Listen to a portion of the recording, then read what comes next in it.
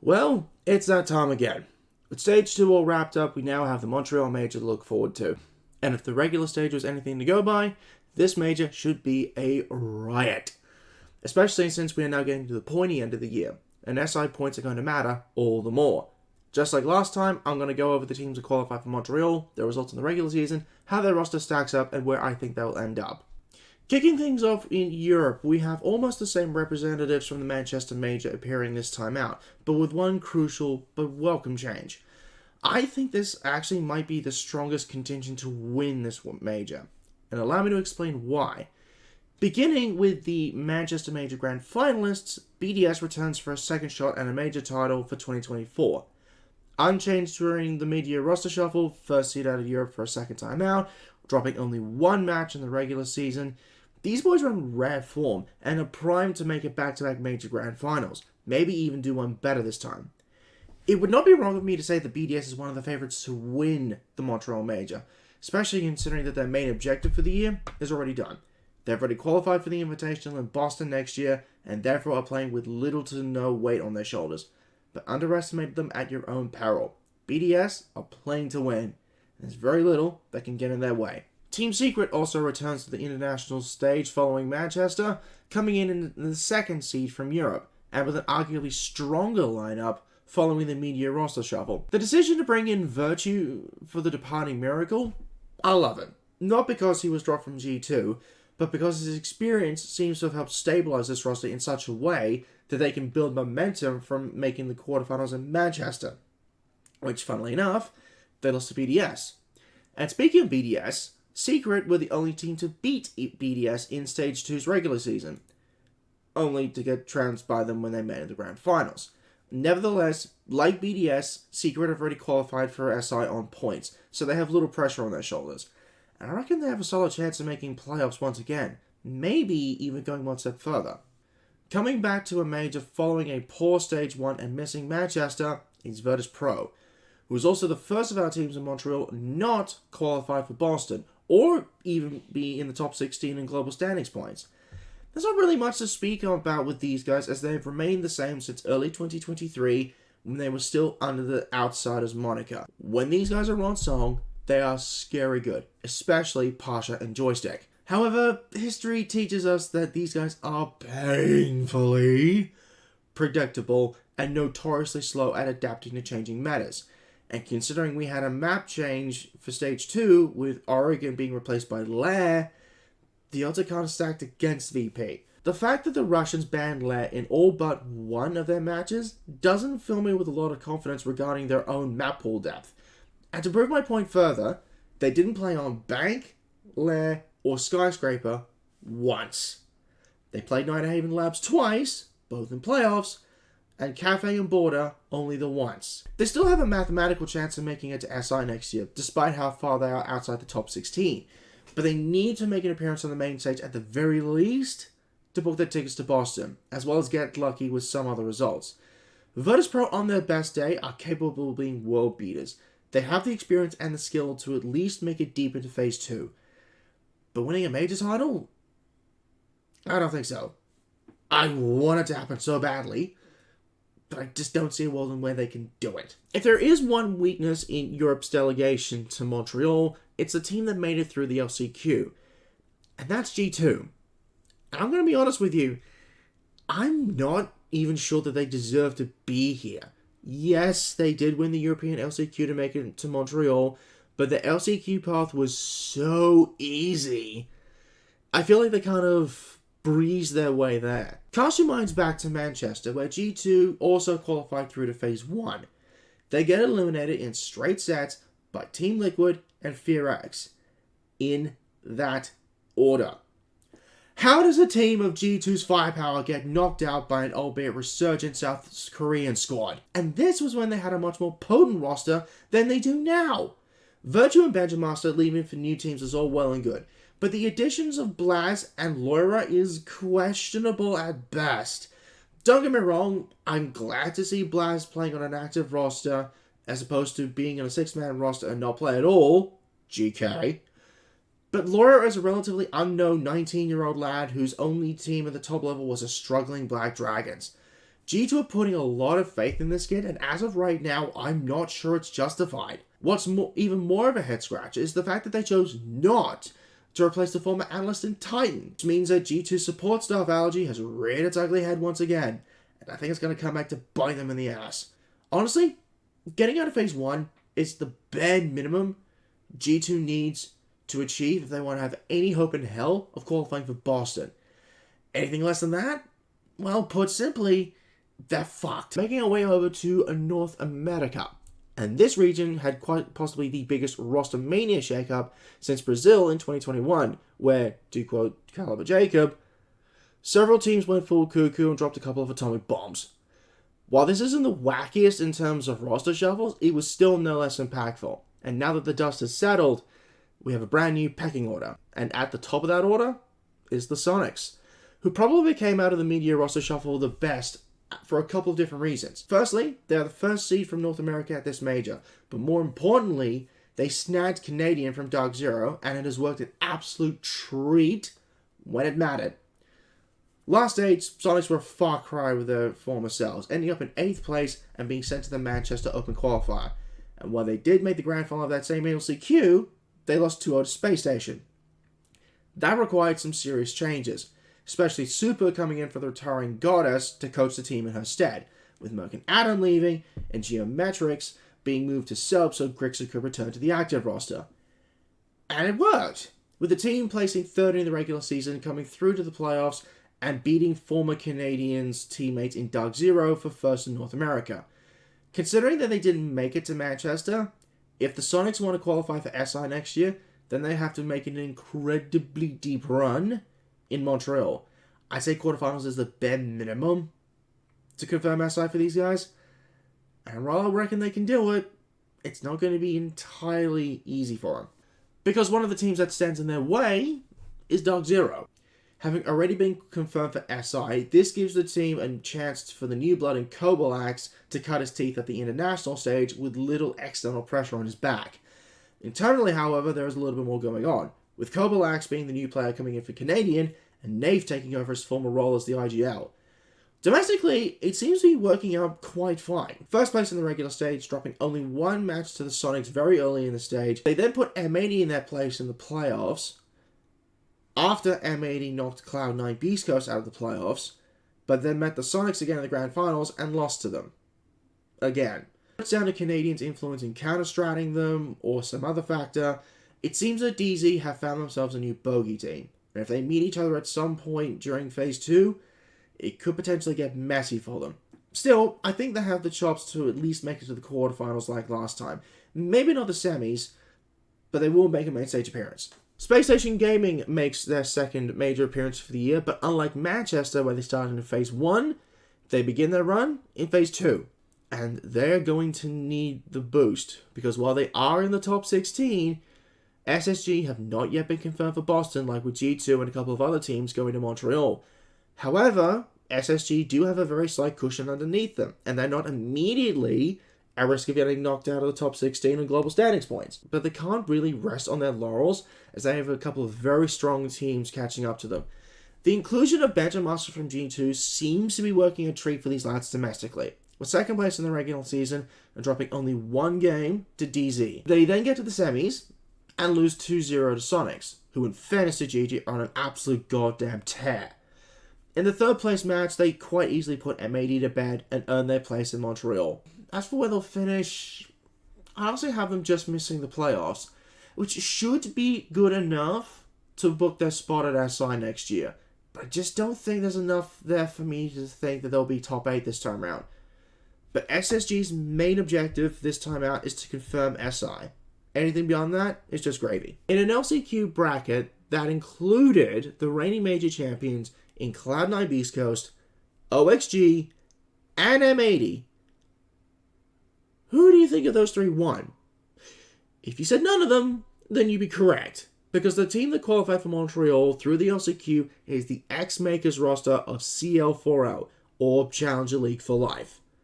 That's right, a Tier 2 team where the majority of the squad has not even touched the NAL is going to a major. Now, where have we seen this before? Oh yeah, Fours. in Raleigh 6 fucking years ago.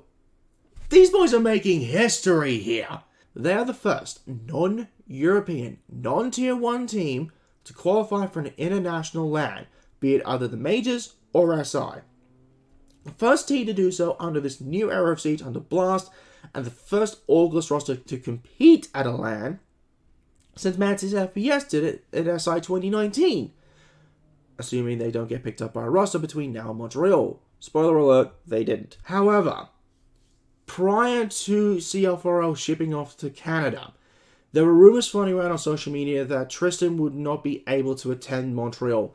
But the thing I find most baffling is for the longest time, there was no definitive reason why. There had been nothing formally announced by any of his teammates, and social media had been whipped up into a feeding frenzy about this.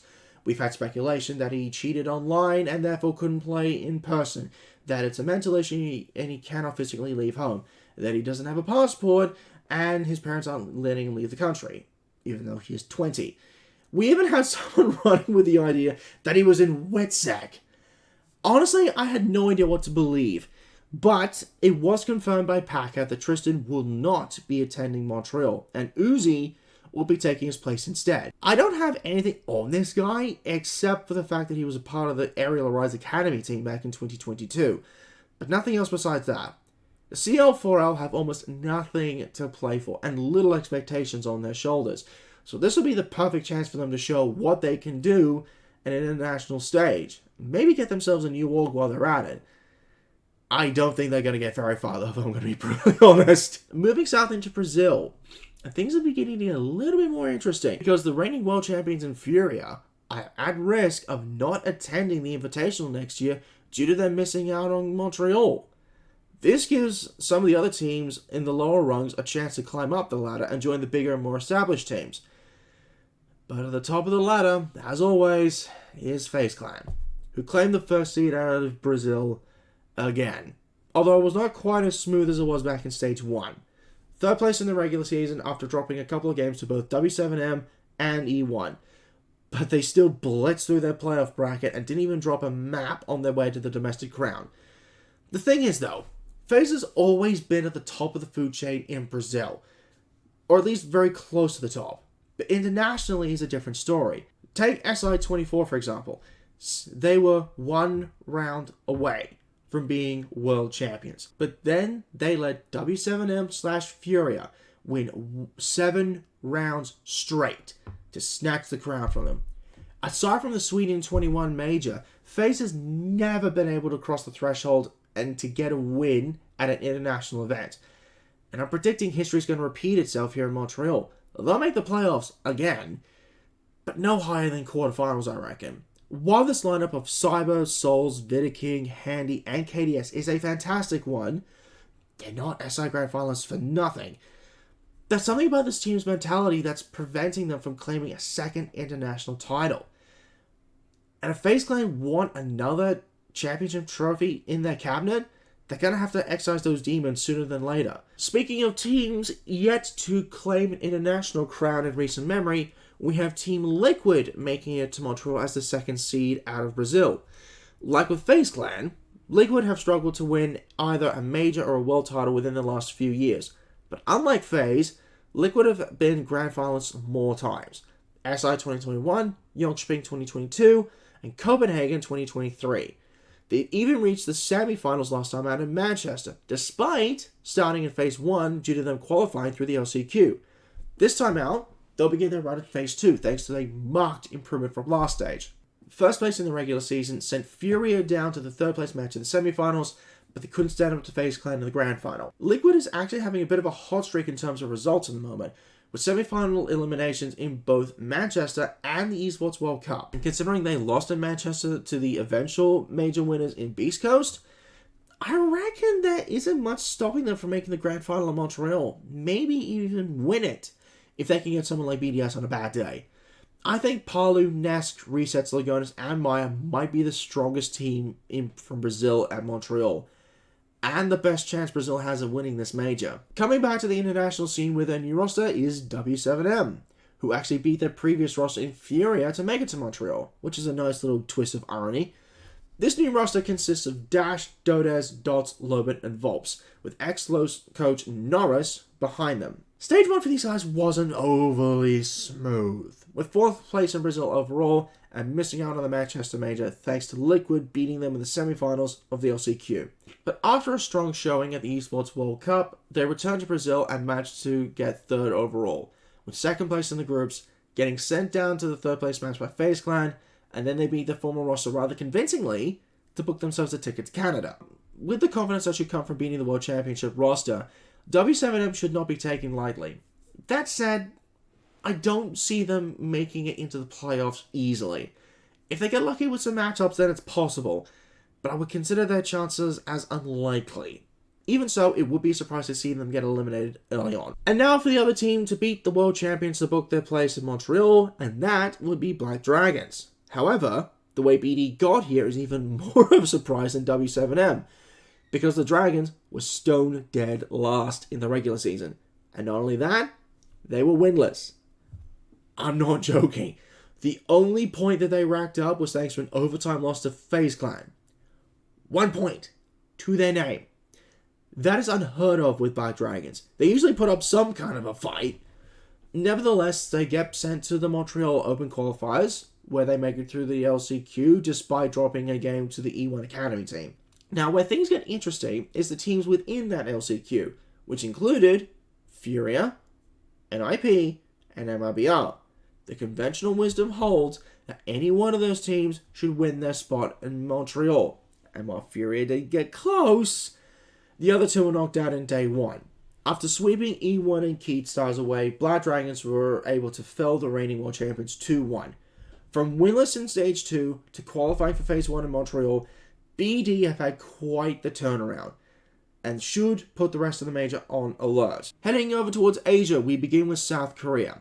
And with PSG Talon not in the picture this time around, the waters surrounding their contenders are a little murky. While they are the best in SK for the moment, I would still not rate their chances highly, not compared to the rest of the teams in this major. But one of them, I reckon, at least has a chance to play spoiler in Phase 2, and that is D+. For a brief period of time, while these guys were under Damwon Kia Gaming, they were the kings of South Korea. From Mexico 2021 to just before Berlin 22, they were the yardstick for the rest of South Korea to follow. And I will confess to being a fan of D+, because of that time frame. But as fast as they rose, they fell just as quickly, with Stage 3 of 2022 being the start of their perpetual rebuild, with no real signs of them being able to hang with the rest of the world, despite first place in South Korea for both stages last year. This time out, 3rd place in the regular stage, beating Before and After and FearX in the playoffs on their way to a grand final with PSG Talent, who most expected to win outright. But the underdogs proved the punters wrong with a well-fought 2-1 win over the reigning regional champions. With PSG Talent's fall-off since Manchester and D+ claiming first place in Stage 2 this year, this might be their best chance to claw back some respectability on the international scene thanks to their fast pass for Phase 2. But like with PSG Talent, I don't see them making playoffs. In fact, I don't think they'll even get to 2-3. I think they'll only get 1 win this major. I just can't see them getting any further than that. Coming into Phase 1, thanks to the South Korean LCQ, is a regular fixture from South Korea, FearX. I swear, these guys have made it to so many international lands, they're slowly becoming part of the carpet. I believe this team, in one form or another, holds the record for the most international LAN events for an APAC team. I want to say 13? Despite that incredible string of appearances, they haven't really done anything significant in terms of international results. The best they've ever gotten is a quarterfinals berth in Sweden, where they lost to their South Korean compatriots in Damwon Kia Gaming. Since then, not much to speak about. However, last time out in Manchester, they did eliminate G2 in Phase 1, when no one gave them a snowball's chance in hell of pulling it off. That said, I suspect they're going to have a very short run in Montreal, despite beating PSG Talent in the LCQ to make it to the major in the first place. The only thing that really gives them any kind of hope is their Phase 1 draw, because it is very favourable for them. Or at least it was before the Chiefs beat them. Can they make it out of Phase 1 and into Phase 2? I'm not optimistic, but I also wouldn't count them out as easily. Heading to Japan, and as much as I want to say this region is doing well, I'm not sure how I can spin that, given that aside from a main stage berth in Copenhagen last year, no Japanese team has truly made an impact on the world stage. Even their SI performance wasn't much to write home about. However, Scars has at least been at the top of the league in the last 2 years, and have been pretty damn consistent in that regard. First place in Japan in every stage since Stage 1 2023, and that trend continued in Stage 2, this time in relatively dominant fashion, although Kinotrop Gaming did give them a bit of a scare in their grand final match. However, while they're at the top domestically, internationally is kind of where the problems begin. The only team that they beat in Manchester was their Japanese rivals in Cyclops.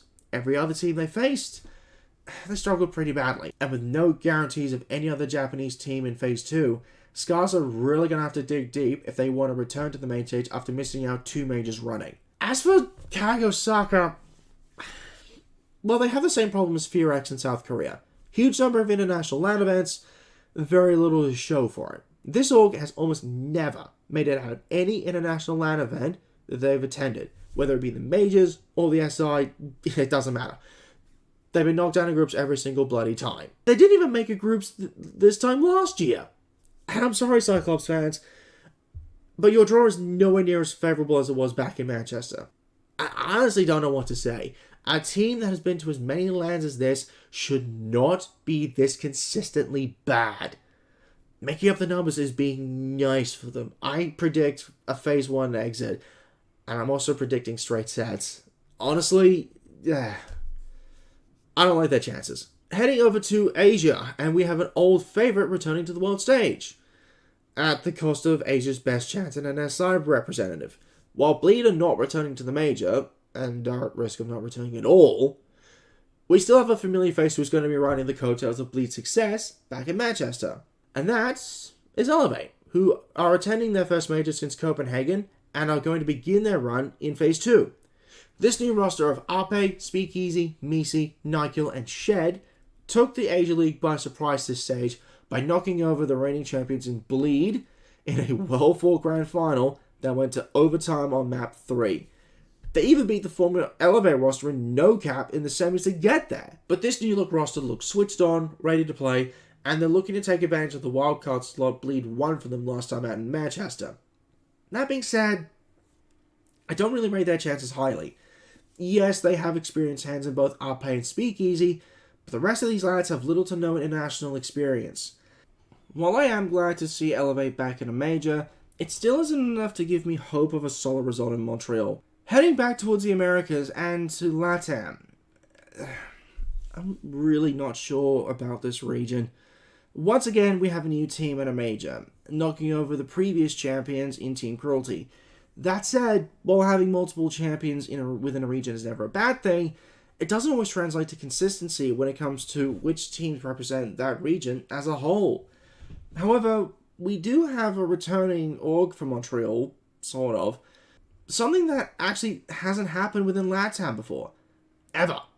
Which is nice to see, but they're already on the back foot. Alpha Team will be a name familiar to LATAM fans of old, as they were part of the Campeonato Mexicano of the Copa Elite 6. And while they didn't do too badly within Mexico, Copa is a different matter altogether. In their only year at the top flight of Mexico back in 2022, they made CES twice, but couldn't make a dent compared to Brazil. In fairness, now that it's South America.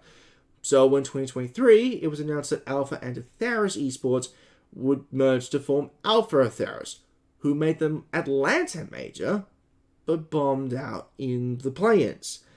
So a little bit of reshuffling later, and Alpha Team are back in Siege while still under the Alpha Atheros umbrella, I think. Finishing the group stage in first for LATAM South, only just above Maycam, is a solid effort. Beating 6 Karma to send them down to the lower bracket was a nice boost. And then they beat Team Cruelty in the upper bracket final. And then the grand final. And you want to know the funny thing? Alpha had to reach LATAM South through the qualifier playoffs. They weren't even invited by Blast to join the league. That's how insane this is. However, there is a spanner in the works, and you can thank international politics for this one, because 3 members of Alpha, including their sub, were unable to secure visas into Canada in time. So now they're playing with Klipe and Rovi as their stand-ins, which doesn't really inspire a lot of confidence, especially considering they're not the only team to suffer from visa or passport issues. Tristan. But seeing what GK Esports did in Atlanta when they played with the sub, I suppose anything can happen. Heading over to Oceania, we have yet another new face in the form of an old friend. After what was quite possibly the biggest shake-up the region had had in a couple of years, including an old stalwart of Bliss getting dropped, Oda returns to the international stage with a new team. But is he just as motivated? The Chiefs returned to the international stage for the first time since Charlotte 2022, 2 and a bit years ago. And on top of that, this is the Org's return stage back in Siege after leaving that same year. And they knocked off the former champions and Gaming Gladiators to do it. Second place in the regular stage was a solid effort. Then to make it to the grand final against GG, withstand all the bullshit of the grand final and come out on top? That was pretty impressive. What's more, they've been bolstered by Jigsaw's return to Oceania, and they look even more scary than they did domestically. The thing is though, the Chiefs have to begin their run within Phase 1, unlike Oda's last major back in Manchester, where Team Bliss began in Phase 2. So they have a longer road ahead of them. But if they can keep this momentum from the Oceanic League, I'm predicting a fairly deep run within Phase 2. Maybe not main stage close, but definitely not far off there. And finally we come to Mina, who hasn't really set the world alight since GK's Fairy Tale run in Atlanta last year. And GK last time out in Manchester only made it as far as the play-ins. However, we have yet another face returning to the major, in Team Falcons, who of course made their debut back in Copenhagen last year. And they actually did alright, making it into Phase 2 in pretty convincing fashion after beating M&M Gaming and Sandbox, in that order. Last stage, however, well, they were 5th. It wasn't a great stage for them, but they did bounce back in Stage 2 and went undefeated on their way to first place, booking their spot in Montreal in the process. Now, if I'm being honest, the Falcons' draw is actually somewhat favourable for them, so if they play their cards right, they have a fairly solid chance of making Phase 2. But any further than that, I don't rate their chances highly. Yes, they made it out of groups of SI. Yes, they made it out of groups at SI earlier in the year, but the Invitational is a completely different beast to Majors. I reckon there's maybe a 40-60 chance of making it out of groups. And so that is it for this breakdown video. Again, if you watched my last video, you'll notice that I'm doing this in the reverse order. Real life has just kicked me in the teeth once again. The timing of what's happened in my life compared to the timing of everything that's happening around in my world is just making this a little bit more tricky than it needs to be. So next time out, we're going to be looking at the Phase 2 predictions. So hopefully this will be out either tomorrow or later today. But in any case, it should be out just in time for Phase 2. Until next time, operators, this is Resident Silverwolf, signing out.